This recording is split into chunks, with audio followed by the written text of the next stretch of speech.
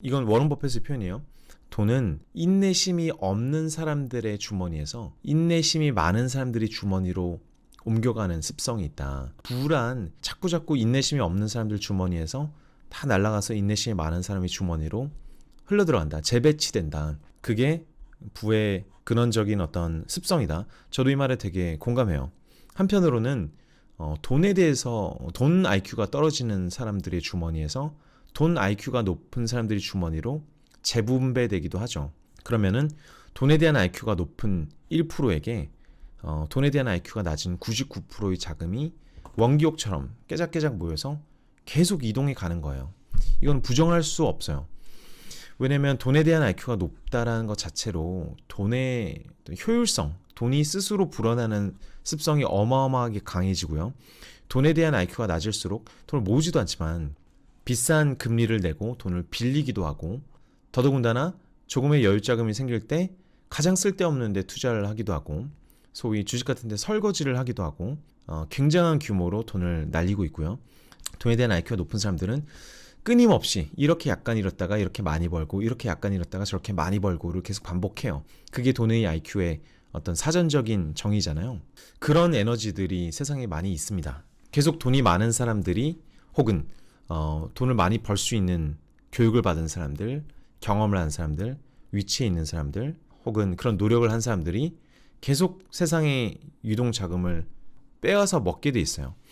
이걸 뭐 천박하게 얘기하면은 부자들이 우리 돈 다 뺏어 먹는다라고 얘기할 수 있지만, 실제 그 안에서 내부적인 다이내믹은 훨씬 달라요. 저는 IQ의 문제라고 생각해요. 왜냐하면 돈만 가지고 돈이 벌리는 건 아니거든요.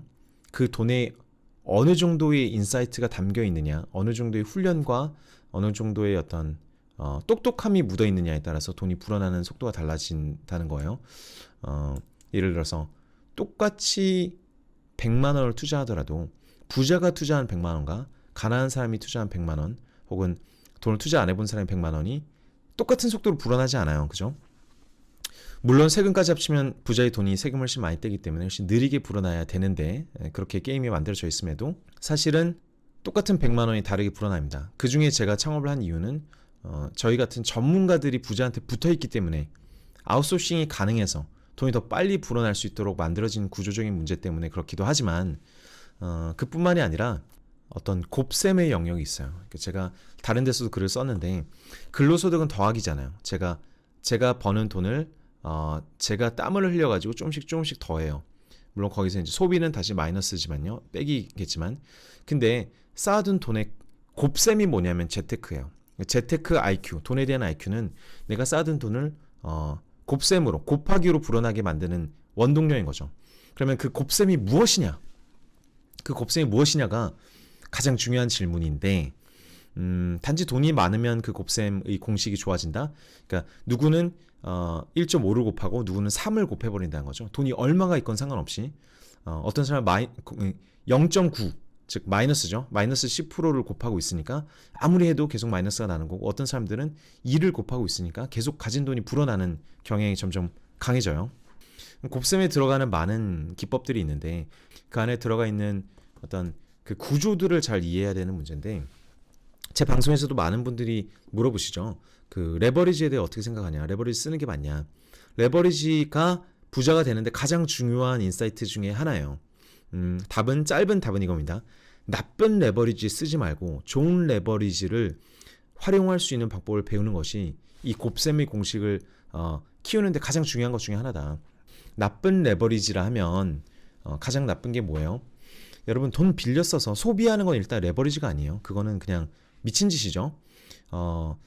뭐 카드 할부로 뭐 자기를 위해서 비싼 뭐 자동차, 비싼 백, 순수 자기 소비를 위해서 사용하는 것은 레버리지가 아닙니다. 그냥 비싼 돈을 그냥 빌려다 쓰는 거죠. 왜? 인내심이 없으니까.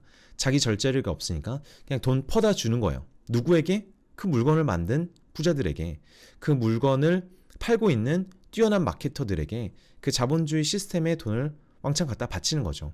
특히 비싸게 빌려서 산 거는 완전히 전형적으로 그냥 부자들한테, 이거는 뭐 곱셈의 문제가 아니라 그냥 갖다 바친 거 문제예요. 좋은 레버리지라는 것은, 제가 아는 분 중에 이런 분이 계세요. 다시 600억짜리 건물을 올리는데 200억을 가지고 400억을 빌려서 600억짜리 건물을 올렸습니다. 그래서 이게 800억이 되니까 30%가 오르니까 200억 가지고 200억을 번, 즉 100% 수익률이 발생했어요. 근데 이분이 레버리지를 어떻게 썼느냐 하면은 200억을 들어갈 때 본인 자금이 200억 들어간 게 아니라 본인은 6, 70억 들어갔는데 나머지 100억 중에 굉장히 큰 기업이 있었어요. 큰 기업이 하나 같이 들어갔어요. 대출을 받을 때 이 신용 자체를, 금리 자체를 그 대기업의 채권급 금리를 땡겨왔어요. 자기가 빌렸으면 6%로 빌렸어야 되는데 대기업이랑 같이 들어가서 자기도 3%에 빌렸다 이런 거죠. 예를 들자면 그러면 이 3%에 빌린 자금은 엄청나게 양질의 레버리지였어요. 수익률이 어마어마하죠.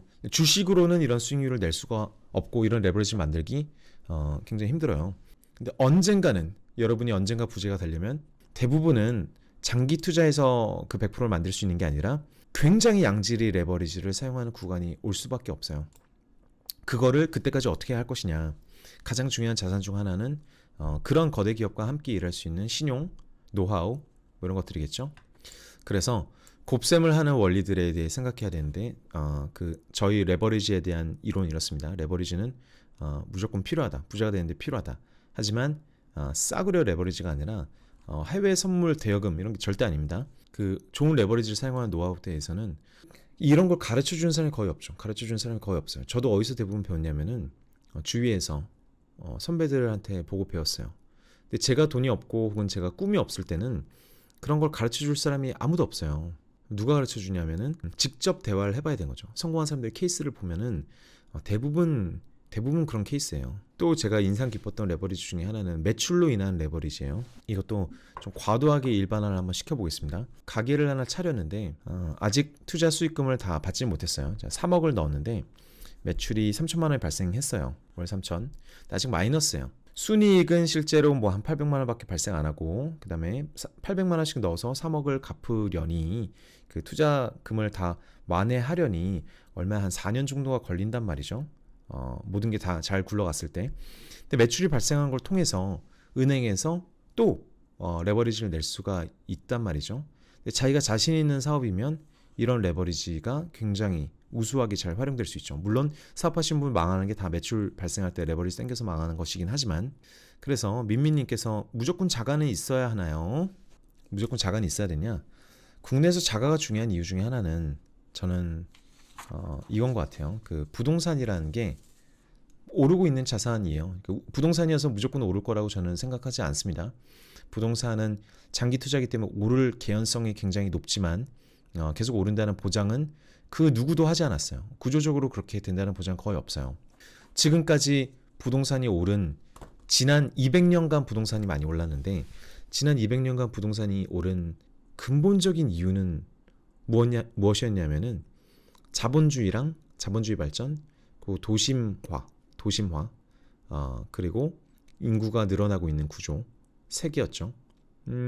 만약에 인구가 더 이상 늘어나지 않고 혹은 자본주의가 갑자기 망가지기 시작한다거나 아니면 도심화가 갑자기 역행하기 시작한다, 탈도심화가 이루어진다, 혹은 뭐 전쟁이 벌어진다, 뭐 대재해가 찾아온다, 그러면은 부동산 가격이 역행할 수도 있습니다. 이건 서울 얘기가 아니에요. 그냥 전 세계 주요 도시에서 주요 도시의 부동산 가격이 떨어질 가능성은 언제나 있어요. 그러니까 서울에서 부동산 좋아하시는 분들은 부동산 가격 무조건 오를 거라고 하시니까 좋다. 그럼 서울 빼고 얘기하자. 서울이 아닌 도쿄나 다른 뭐 뭄바이, 뭐 뉴욕, 워싱턴 뭐 이런 데를 기준으로 해볼게요.